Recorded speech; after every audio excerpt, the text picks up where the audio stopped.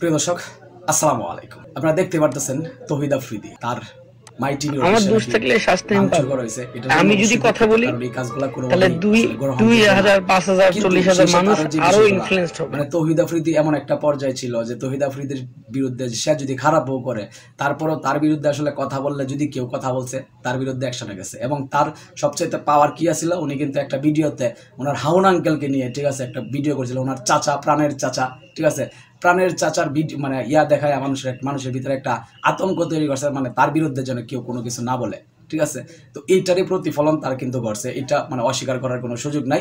কারণ মানে অপরাধ যদি আপনি করেন, পাপ করলে পাপের শাস্তি কিন্তু আপনাকে ভোগ করতে হবে। তৌহিদ আফ্রিদি নিজেকে মানে খুব সুশীল পর্যায়ে নিয়ে যেতে চেয়েছিল। সে যেন মানে তারে বোঝাইতে চাইছিল যে সে মানে খুবই সুশীল। কিন্তু তৌহিদ আফ্রিদি কল্পনাও করে নাই যে আজকের পরিণতি তার জন্য অপেক্ষা করছিল। তৌহিদ আফ্রিদি দ্বারা মানে মানবতার ফেরিওয়ালা, কিন্তু সেই সাথে তার জন্য অনেকের জীবন মনে করেন যে নষ্ট হয়েছে, সে অনেকের লাইফ নষ্ট করছে, ঠিক আছে। এরকমও অনেক নিউজ আছে, এরকম অনেক রেকর্ড আছে, যেটা হয়তো এতদিন সামনে আসে না, আস্তে আস্তে আপনারা দেখবেন। এক দ্বিতীয় কথা হচ্ছে, বর্তমান বাংলাদেশে সে মানবতার ফেরিওয়ালা নামে পরিচিত, ঠিক আছে।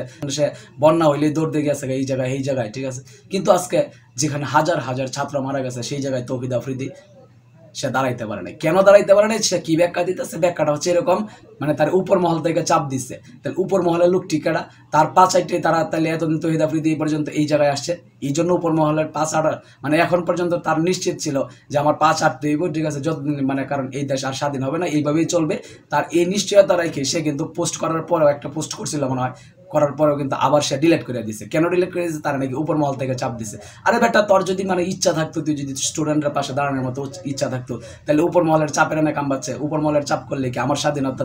তুই এত মানে একজন সেলিব্রিটি, তোকে মানুষ পছন্দ করে, তুই মানুষের কাতারে দাঁড়াইতি, তুই মানে লক্ষ লক্ষ মানুষ তোর পাশে দাঁড়াইতো। তুই যদি আজকে মাত্র একটা পোস্ট দিয়া বা একটা বার তার মানে ছাত্রদের পাশে গিয়ে দাঁড়াইতি, তাহলে আজকে কিন্তু এই পরিণতি হইতো না, ঠিক আছে।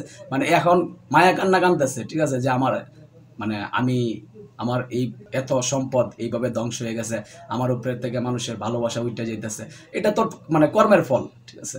আমরা দেখছি স্বপন আহমেদের যে ফুটেজটা আজকে বলতেই হয়, স্বপন আহমেদ যে বিষয়টা উদ্ঘাটন করছিল বা যেটা উপস্থাপন করছিল, যে তৌহিদ আফ্রিদি কি করে মাসে মাসে একটা করে গাড়ি চেঞ্জ করতে পারে এবং তার আয়ের উৎস কি, তার ইউটিউব থেকে কত টাকা আর্নিং হয়, ঠিক আছে। এইটা সে যেটা সত্য সেটা প্রকাশ করতে গিয়া তার কাছে মাপ চাইতে হয়েছে। তার লাইফটাই প্রায় নষ্ট করার মতো একটা পর্যায়ে ছিল। তৌহিদ আফ্রিদি কিন্তু সেই ক্ষমতাটা তাদের উপরে প্রয়োগ করছে। কেন প্রয়োগ করছে?